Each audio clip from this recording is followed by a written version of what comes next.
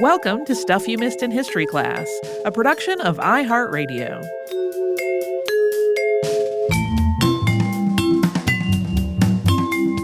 Hello and welcome to the podcast. I'm Tracy V. Wilson. And I'm Holly Fry. Back at the end of 2023, I had more mammograms than has been typical for me so far in my life. I know going back for additional imaging is a routine experience for some folks, and it can be really scary. For me, this was a new experience. Ultimately, everything was fine. But of course, all of that made me think about where this all came from. And we have also gotten some requests for a history of mammography over the years. While I was working on this, I was astonished at how much of it happened during Holly's and my lifetime. Like I had sort of imagined my grandmothers going to get a baseline mammogram in some kind of old-timey mammography machine in the 50s or early 60s. There were not even old-timey mammography machines at that point. And something I want to be super clear about from the top of the show is that we are going to be talking about some of the recommendations on who should get a mammogram and when, and some questions and controversies about mammography and other kinds of breast imaging. This is not medical advice. Holly and I are not doctors. Please do not, especially, avoid getting a mammogram based on our summary of debates about it from the 70s or whatever. No, that's for a doctor discussion. Yeah, there are still debates. They are ongoing. My advice is, I know this is hard, especially in the United States, but try to find a provider you trust and discuss it with them. Yes. The history of mammography begins with the discovery of X-rays. In November of 1895, Wilhelm Conrad Röntgen was experimenting with a Crookes tube. This is a type of cathode ray tube named for Sir William Crookes, who was one of several people to develop similar tubes in the 1860s and 70s. This was a vacuum-sealed container made of glass with electrodes allowing a current to pass through it. That would cause the tube to glow. That is not the most precise explanation of what this was, but I feel like we're not a physics podcast, so it's okay. Röntgen's discovery is often described as accidental, but he was intentionally experimenting to try to figure out if the Crookes tube was emitting something other than visible light. He had placed an opaque wrapper around the tube, and when he started the current to make sure that wrapper was blocking out all the light, some barium platinocyanide on a piece of cardboard several feet away started to glow. So you could describe that one moment as an accidental discovery because he was basically checking on his setup when he noticed this glow, but it was in the context of a deliberate investigation. He had been studying light phenomena for a while. The accident was that he got data back sooner than he expected. Right. Soon, Röntgen realized that whatever the cathode ray tube was emitting could affect a photographic plate. In addition to passing through the shroud he was using to block the visible light, these mysterious rays seemed to pass right through various substances, including a plywood door. But they were blocked by a strip of beading that had been stuck to the door with lead. When he put his wife's hand in front of the photographic plate, the resulting image clearly showed her bones and the rings she was wearing. That image, of course, is often described as the first X-ray. Röntgen reported his discovery at the end of December using the term X-rays because the nature of these rays was, at the time, unknown. Today, we know that X-ray radiation is part of the electromagnetic spectrum with a higher frequency than visible or ultraviolet light. By mid-January 1896, so almost immediately after Röntgen made his announcement, doctors and researchers were finding medical and dental uses for X-rays, like producing images of broken bones, foreign objects in the body, and teeth. Most soft tissue doesn't show up well on an X-ray, but soon doctors had figured out that they could X-ray the digestive system if the patient ingested a contrast agent like barium sulfate. They also figured out that controlled exposure to X-rays could treat certain cancers.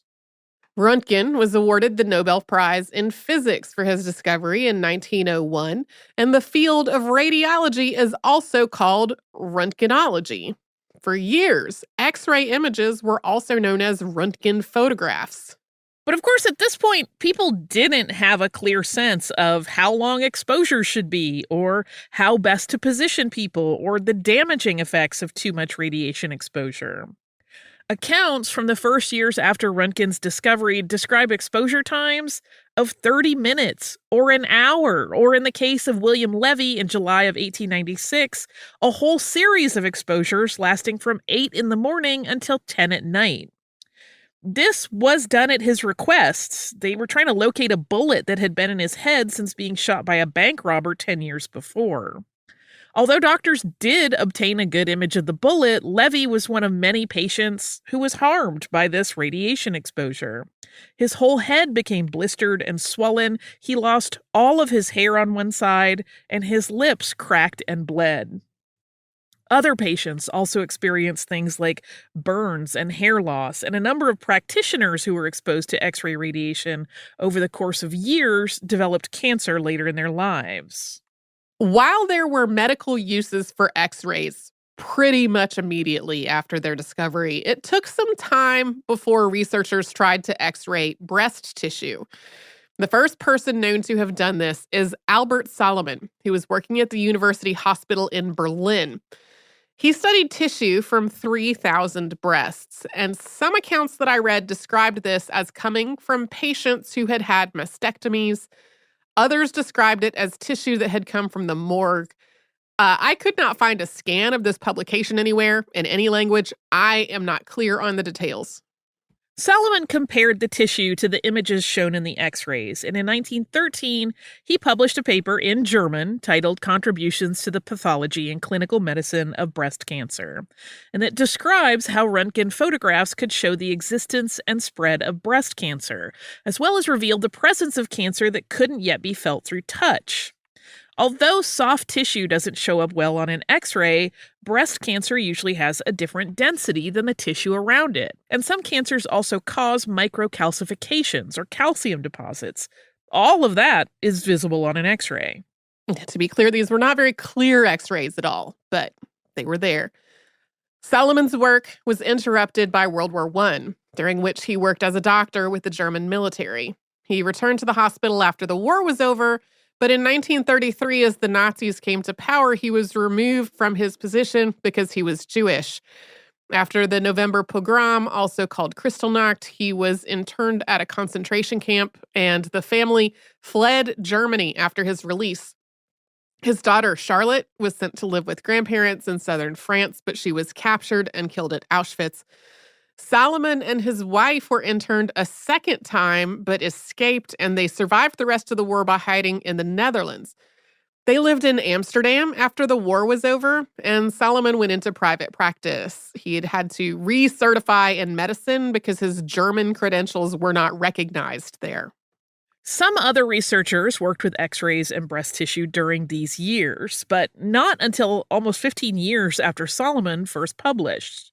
The first person known to take an X-ray of a living person's breast was German surgeon Otto Kleinschmidt in 1927. He was working under the direction of surgeon Edwin Peyer. In 1930, radiologist Stafford Leake Warren at the University of Rochester in New York published on a technique that he had developed for compiling X-rays taken from two different angles to get a stereoscopic view of the breast. He had patients lie on their side with their arm raised above their head, sort of stretching out the tissue a bit. This stereoscopic view offered a somewhat more detailed and accurate look at density changes within the breast. Warren took X-rays of the breasts of 119 patients who had already been diagnosed with some kind of breast issue and were scheduled for surgery. Using those images, he concluded that 58 of them had breast cancer. After their surgeries, he compared those results to the breast tissue that had been removed and confirmed that 54 of those patients did have cancer. 4 other patients had breast cancer that Warren had not detected through his x-rays. Yeah, so basically there were 4 patients who he thought had breast cancer but did not, and another 4 that he had not thought had breast cancer but did. Other patients in Warren's study, rather than having had cancer, had chronic mastitis or benign tumors, abscesses, some other issue that was not cancer. And Warren's paper detailed what these looked like in the x-rays. This was pretty impressive considering that the images in Warren's x-rays were not very clear or detailed. Like, if you look at a mammogram today and you don't know how to read it, I would say it can look not very detailed to you. These were very blobby, like just a lot of white blobs and vague shapes. A year after this, German researcher Walter Vogel published a paper on using x-rays to differentiate between different types of tumors, including how to tell benign breast lesions from malignant ones. The term mammography was coined in 1937 by Nymphis Frederick Hicken, a physician and surgeon in Salt Lake City, Utah. His article, Mammography, the Röntgenographic Diagnosis of Breast Tumors by Means of Contrast Media, was published in the journal Surgery, Gynecology, and Obstetrics. He was one of several people in the 1930s and 40s who were looking at the use of contrast media to get better images in breast x-rays. Contrast-enhanced mammography is still around today, and it's typically used after someone has already had a mammogram without contrast. Like, if that mammogram showed something that required further investigation or to monitor progress during breast cancer treatment, especially in people who can't get an MRI for some reason. We will look into how mammography evolved in the 1940s and 50s after a sponsor break.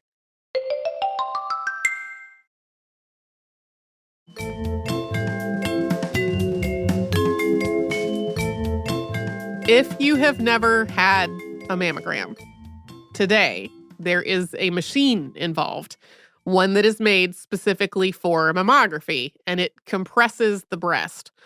But the researchers we've been talking about so far were using basic x-ray equipment that had not been made specifically for breast imaging, and they also weren't compressing the breast tissue to x-ray it. The first person known to compress the breast to try to get a better image of it was Raoul Leborgne, who was a radiologist from Uruguay in 1949. He found that compressing the breast produced clearer images and made it easier to distinguish between cancerous and benign masses. He also found that using a double emulsion film improved the image quality even further. He described the presence of microcalcifications that could be used to help identify certain cancers. Leborgne started publishing his findings on all this in 1951. Leborgne wasn't using equipment made specifically for mammograms, though. Basically, the person stood in front of a table that was about breast height. The breast to be x-rayed was placed on the table with the photographic film in an envelope under it. Then there was a cone. The x-ray emitter was at the little end, and the big end was placed on the breast, applying what he described as a slight pressure. Leborgne used a small cone when a specific area of the breast needed to be imaged, and a large cone to image the whole breast. One of the other people working on breast imaging in the 1950s was Robert Egan, who started his work during his residency in radiology. Over the course of his research, he concluded that mammography could use lower power x-rays than other diagnostic imaging did, and that radiologists could adjust the power based on breast size and density. He pinpointed a more sensitive x-ray film that could provide more detailed images and intensifying screens that could reduce blurring. He also suggested the use of cardboard cutouts to position the breast for the best view. Like several other researchers before him, Egan x-rayed the breasts of people who had been diagnosed with cancer or another breast disease, comparing the x-ray image to the diagnosis they had already received. He also compared the x-rays of that breast to the patient's other presumably healthy breast. He sometimes detected tumors in the other breast that the patient and doctor had not been aware of. Egan's initial focus had been on helping doctors visualize known or suspected cancers in order to make diagnoses and treatment plans. But his research also suggested that mammography could be used as a screening tool. Between 1956 and 1959, he and his colleagues at MD Anderson Cancer Center imaged the breasts of 1,000 patients who didn't have obvious signs of breast cancer. And in 238 of them, mammography revealed a previously undetected tumor. Most of these tumors were so small that they could not be felt at all. One of them was only 8 millimeters in diameter. Egan became a proponent of the idea of screening mammograms and later traveled all around the country training other radiologists to do them. There was even a national study to confirm that his techniques could be successfully taught to other people who could then get similar results in the mammograms they performed. Egan was not the only one advocating for screening mammograms around this time. Others were Jacob Gershon Cohen and Helen Ingleby. All through the 1950s, Gershon Cohen and Ingleby collaborated on research related to the breast and breast imaging, including various ways that different pathologies could appear in an X-ray. And they also documented normal changes to the breast due to factors like menstruation, lactation, and age, which were also visible on X-rays. They published numerous papers together and co-authored a book called Comparative Anatomy, Pathology, and Röntgenology of the Breast. That was published in 1960. So we'll take a moment here to note that we're about halfway through this episode on mammography, and we have only just now gotten to a woman researcher. At this point, there were not many women doctors. There were even fewer women in specialized fields like radiology or oncology. We have a previous episode on Elizabeth Blackwell, who was the first woman in the U.S. to earn an MD, which had happened in 1849. Helen Ingleby had attended the London Medical School for Women, which was England's first medical school that enrolled women, and one of its founders was Elizabeth Blackwell. Ingleby was also one of the St. George's Four, which was a nickname for the four first women to begin studying medicine at St. George's University of London, which was in 1915. Ingleby was the first woman to qualify for the Bachelor of Medicine degree at the university. The lack of women in medicine absolutely affected the field of mammography and the understanding of breast cancer and just breast health in general. There's still so much cultural baggage around breasts and around gender, and this was even more true in the 1950s and 60s. A lot of male doctors were uncomfortable examining women patients' breasts, and a lot of women were uncomfortable being examined by male doctors, or even talking to a male doctor or anyone else about a concern with their breasts. Robert Egan was known to complain about the fact that cultural taboos and hang-ups about breasts were getting in the way of medicine, and some of his colleagues gave him crude nicknames because of his focus on mammography. During the research for this episode, it also really stood out to me that Helen Ingleby had been a collaborator on work that really helped document the many ways that a person's breasts can change due to very ordinary things like menstruation and aging, with all of those changes being like in the umbrella of normal. I feel like she is the original consultant of like, no, yeah, that happens. No, Yeah. that's not really, yeah, that happens all the Yeah. time. Although Egan, Gershon Cohen, and Ingleby were all vocal proponents of mammography, not a lot of radiologists were actually performing mammograms by 1960. The 1960 annual oration before the Massachusetts Medical Society, which was published under the title The Role of Diagnostic Röntgenology in Medicine in the New England Journal of Medicine, does not mention mammography or the breast at all. Egan had published his mammography technique by then, but most practitioners still didn't know about it yet. There was also no dedicated equipment to make X-raying the breast easier and more consistent. Even formal research into mammography was still being done with X-ray equipment that was made for other purposes. And the radiologists who were X-raying the breast were mostly working with patients who were already showing signs of breast cancer or some other disorder or disease of the breast. This was not usually a way to spot previously undetected problems. Although there were anecdotes about people whose tumors had been discovered on a breast X-ray, there had not been any controlled studies to determine whether mammograms could be used as an effective screening tool.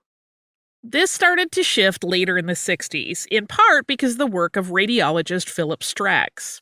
His wife, Bertha Goldberg Strax, had died of breast cancer in 1947 at the age of just 39, and that led him to focus his career on the detection and treatment of breast cancer. In 1963, he began collaborating with Sam Shapiro, Director of Research and Statistics at the Health Insurance Plan of Greater New York, or HIP or HIP, and surgeon Louis Vinet on a large-scale, randomized trial into the efficacy of mammography as a screening tool. I'm just going to admit I did not go down the rabbit hole of whether people say this HIP or HIP. We're just going to call it HIP. Participants in this study were HIP members, and sometimes this trial is called the HIP study. It involved 62,000 women between the ages of 40 and 64. Half were given annual examinations that involved an interview, a breast exam, and a mammogram. The other half received their usual medical care without this annual screening. Although, if their doctor gave them a breast exam or ordered them to get a mammogram for some reason, they were not prevented from getting one. They just were not having a dedicated annual screening. This was a 3-year study, and initially the death rate from breast cancer was reported as 40% lower in the group that had received the annual breast exams. That number was later lowered to 30%, but that was still dramatic. Patients in the screening group who were diagnosed with breast cancer over the course of the study were also far more likely to show no signs of the disease in their lymph nodes, meaning their cancer was probably locally confined to the breast when it was detected. This study also acknowledged some of the realities of the medical system and getting access to medical care in the United States. Like, these were all folks who were part of a health insurance plan that is a specific population of people. At the same time, many of the hospitals in New York where mammograms were being done were not convenient to the women who were enrolled in this study. So the team basically turned a van into a mobile mammography center, and they drove it to the places where the women worked so that they could be screened on their lunch break. Even with that effort, though, a significant number of participants in this study didn't return for their follow-up exams. That reduced the number of people who participated in the study all the way to the end. Preliminary results were published in the Journal of the American Medical Association in 1966, and another article followed in 1971. And overall, using mammograms to screen people for breast cancer seemed like a clear success. Philip Strax joined Robert Egan, Jacob Gershon Cohen, and Helen Ingleby in advocating for screening mammograms. Another big breakthrough came about in 1965 in Strasbourg, France, when radiologist Charles Gros worked with Compagnie Générale de Radiologie to develop the CGR sonograph. This was the first device specifically made to X-ray the breast. Gros was a vocal advocate for breast cancer screening as well, and there are a number of sources that describe him and Philip Egan as the two people within the medical community who really did the most to push the idea of screening mammograms into the mainstream. Of course, there were also developments that were happening from outside the medical community. In the U.S., for example, President Richard Nixon announced a war on cancer in 1971. A year later, the National Cancer Institute and the American Cancer Society teamed up to launch the Breast Cancer Detection Demonstration Project, or BCDDP. The American Cancer Society was heavily invested in this. During the 1950s and 60s, the American Cancer Society had pushed for routine cervical cancer screening using Pap tests, and death rates from cervical cancer were declining. It was hoped that routine breast screenings would have a similar impact on deaths from breast cancer. The BCDDP offered 5 years of free annual mammograms to women over the age of 35.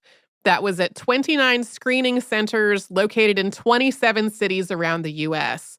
More than 280,000 women were screened at one of these centers between 1973 and 1980. That exceeded the project's initial goal by more than 10,000. Interest in screenings also surged in the U.S. in the fall of 1974 after Betty Ford, wife of President Gerald Ford, and Margaretta Rockefeller, known as Happy, wife of Nelson Rockefeller, each announced that they had been diagnosed with breast cancer. Although neither of their cancers had been initially detected in a mammogram, both underwent surgery and survived, and their public acknowledgement of what had happened helped dispel some of the stigma and secrecy surrounding the disease. It was also evolving that breast cancer was a survivable and even curable disease, especially if people caught it early, and this was feeding into that as well. Things moved a bit more slowly in other parts of the world. For example, in Europe in the 1970s, only Sweden and Scotland conducted trials of screening mammograms. In Japan, as another example, ultrasound was already being used for breast imaging, so there just really wasn't a big focus on seeing how mammography would work there. There were also doubts and controversies pretty much right away. Although the HIP study had shown a clear reduction in mortality in the group that had regular breast exams, only 44 cases of breast cancer had been found only through mammography over the course of that study. In many other cases, the patient's medical history, physical exam, or interview had already suggested the possibility of cancer. One of the people to publicly criticize the idea of screening mammograms was John C. Baylor, who was statistician with the National Cancer Institute. He published an article called Mammography, A Contrary View in the Annals of Internal Medicine in January of 1976. This is one of the moments where I was like, this was after I was born. His criticisms included the fact that many of the early cancers that were being diagnosed were very slow-growing masses that might not ever reach a point where they were a risk to the patient's life. He also expressed concerns that the radiation exposure involved with a mammogram could contribute to breast cancers later in life. I'll pause to say the amount of radiation exposure is less now than it was in 1976. He argued that the government should have been focusing its efforts on further randomized controlled trials, including trials specifically looking at the question of whether screening mammograms were worthwhile in patients under the age of 50, and studies on more diverse groups of people rather than a demonstration project like the BCDDP. Baylor initially criticized all screening mammograms, but eventually really focused his attention on the ones performed on women under the age of 50. The same year that Baylor published this article, the American Cancer Society started recommending mammography for early breast cancer detection. We'll talk more about that after a sponsor break.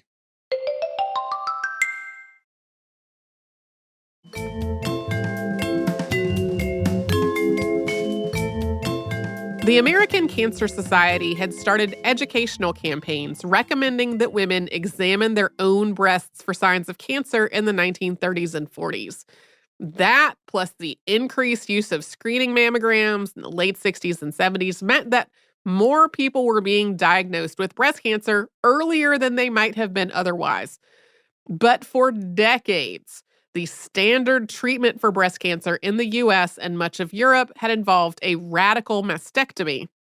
This surgery was developed by William Stewart Halsted all the way back in 1882, building on the work of earlier doctors. This included the removal of the breast and adjacent parts of the lymphatic system and the pectoralis major muscle. That's a major surgery, but when Halsted developed it, most breast cancers were detected when tumors were large enough to be obvious and had started to spread beyond the breast. But at least in theory, cancers that were discovered earlier might not need such a broad response. This led to questions of whether mammograms were going to lead to people having major surgery that they didn't actually need.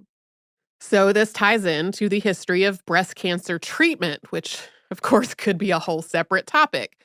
The first chemotherapy drugs were developed in the 1940s and 50s. As we said earlier, experiments in radiotherapy as a cancer treatment had started almost immediately after the discovery of X-rays.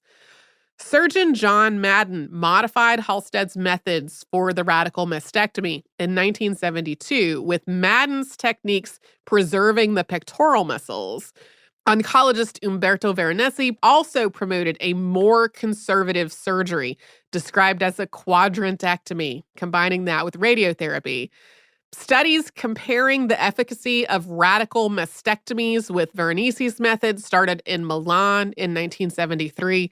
And this was part of a whole process of figuring out how to successfully treat breast cancers that were detected earlier without overtreating them, like without giving people a more intense treatment than they actually needed. Complicating all of this was the fact that screening mammograms were identifying growths that were ambiguous.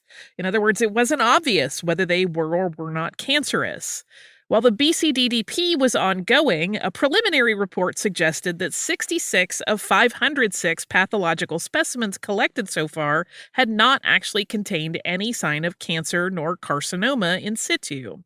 Today, carcinoma in situ is sometimes called stage 0 cancer, and it involves precancerous cells that have not spread, which may or may not become cancerous.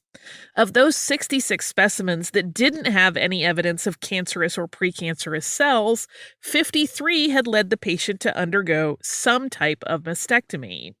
The researchers stressed that the mammograms were not to blame for this, that other doctors had performed those biopsies, made those diagnoses, and recommended those surgical treatments. But all of this added to the ongoing questions about the idea of overtreatment.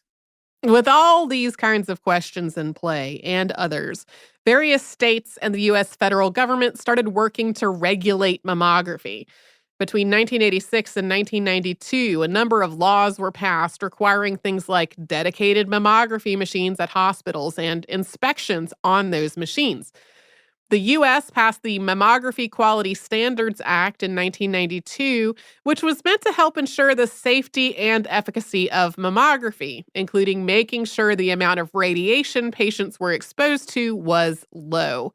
The American College of Radiology also developed the Breast Imaging and Reporting Data System, or BI-RADS, in 1993 to provide standardized ways to describe and report mammogram results. Today, the BI-RADS Atlas includes guidelines for multiple types of breast imaging, including mammography, ultrasound, and MRI. There were numerous advances in mammography technology and methods in the late 1980s and 1990s. Digital mammography was introduced in 2001, and today most mammograms are digital, so radiologists can see the images instantly rather than waiting for films to be developed. Digital mammography also tends to be more accurate in people over the age of 50, although the accuracy is about the same in people younger than that. Digital tomosynthesis, or 3D digital mammography, was introduced in 2011. And there are other methods for breast imaging as well. Some examples include magnetic resonance imaging, or MRI, ultrasound, mammography with contrast, which we mentioned earlier, positron emission mammography, and breast-specific gamma imaging. A lot of these today are used after a screening mammogram has revealed something that needs further evaluation, or after somebody has been diagnosed with breast cancer, to better visualize the tumor and to monitor progress during treatment. In more recent years, there have also been recommendations for mammography to be paired with automated whole breast ultrasound in people with dense breasts. And at this point, it's usually recommended in addition to, not instead of, a mammogram. But there's also an overall higher false positive rate for breast ultrasounds, including automated whole breast ultrasound, than there is for mammograms. Some of the concerns about mammography that were raised in the wake of the HIPS study continue to be debated today. Like, the HIPS study had shown clear evidence that routine breast cancer screening could reduce the number of deaths from breast cancer in people over the age of 50.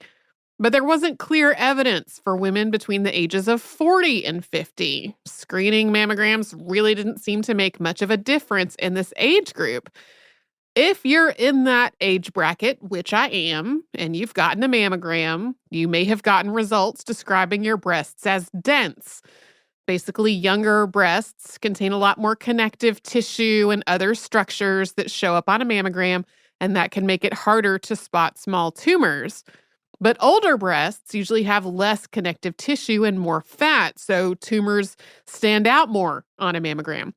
In general, breast cancer risk also increases with age, so what's the right age for a person to start having mammograms?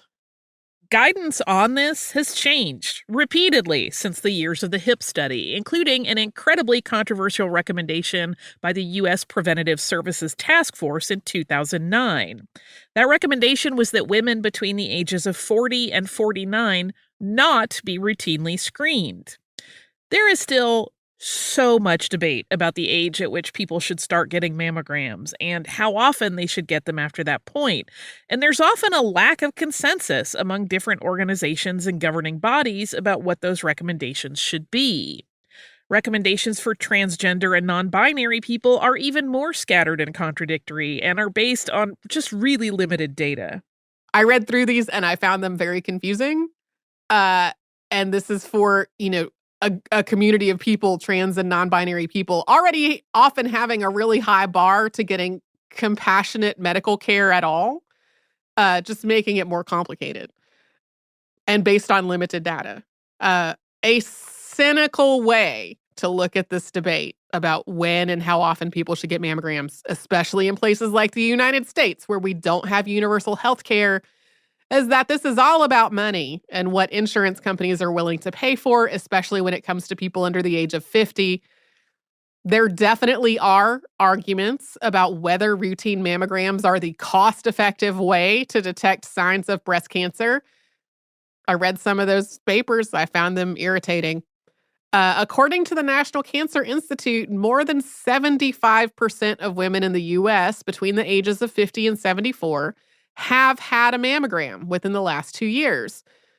But more than half of breast cancers are discovered by the patients themselves or their partners, not from a mammogram. So it's like a question of wouldn't it be cheaper to just make sure everybody's getting regular physical exams?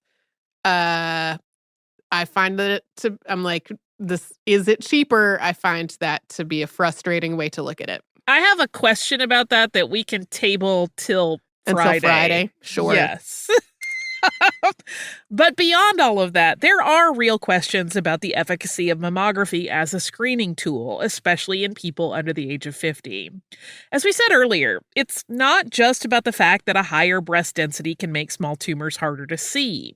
There are also questions around the risks of false positive and overtreatment as a result of earlier annual mammograms. It's estimated that over the course of 10 screenings, roughly half of patients in the U.S. will experience a false positive, and roughly 20% of patients in Europe. And there are still lingering questions about overtreatment and whether very small growths seen on mammograms need to be treated or would ever jeopardize the patient's life in any way. So we can't speak from experience about other parts of the world. Holly and I live in the United States. But here, there are huge disparities in who has access to screening mammograms, including who has access to the newer technologies like 3D mammography. And these disparities are often compounded in every step of the process. So a person who can't get an appointment or can't get an appointment at a place that has the most up-to-date equipment or can't afford a mammogram at all, or feels unwelcome at the doctor due to factors like medical racism and fat phobia and transphobia, they're going to have these same exact issues again when it comes to follow-ups if additional imaging is needed. Treatment can also be incredibly expensive for breast cancer, even in people who have insurance. And so all of this contributes to racial and economic disparities in breast cancer detection rates and survival rates for breast cancer, with Black women in the U.S. in particular being a lot just disproportionately more likely to die from the disease. I know that is a kind of dire place to leave off the episode. The grim denouement of the episode. Yeah, I didn't feel like I could just leave that out. Do you have less grim listener mail? Do I have much less grim listener mail? Fabulous. This listener mail came from Dave. And Dave's subject line is just Assassin's Creed Origins. Dave wrote, "Hi, Holly and Tracy. I guess I have a PhD in the show since I've been listening to the podcast from the very start. I've loved the many evolutions of the show over the years, and I'm grateful for all the hard work you put into it.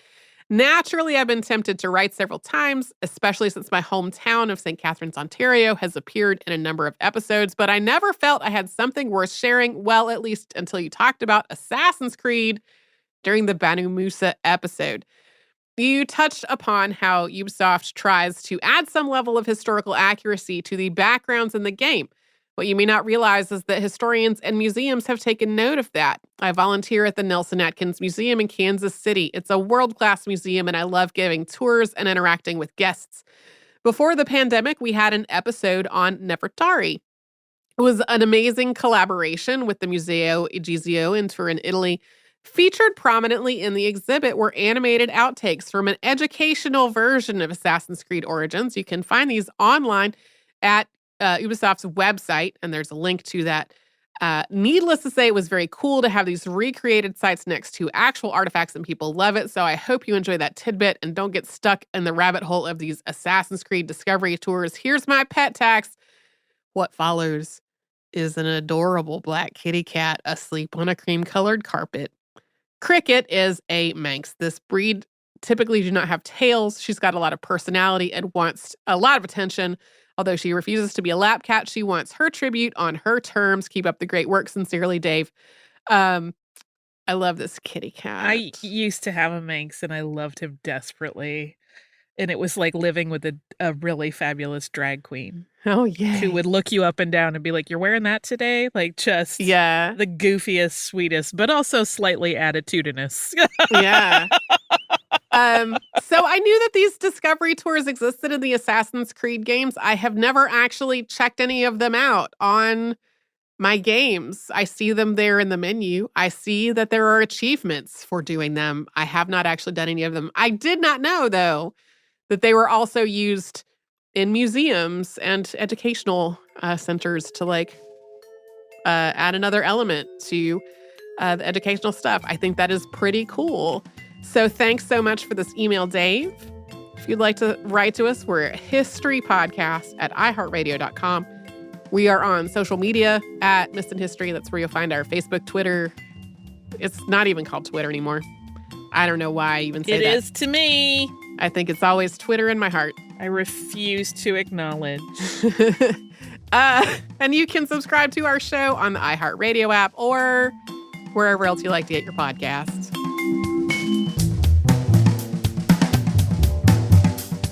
Stuff You Missed in History Class is a production of iHeartRadio. For more podcasts from iHeartRadio, visit the iHeartRadio app, Apple Podcasts, or wherever you listen to your favorite shows.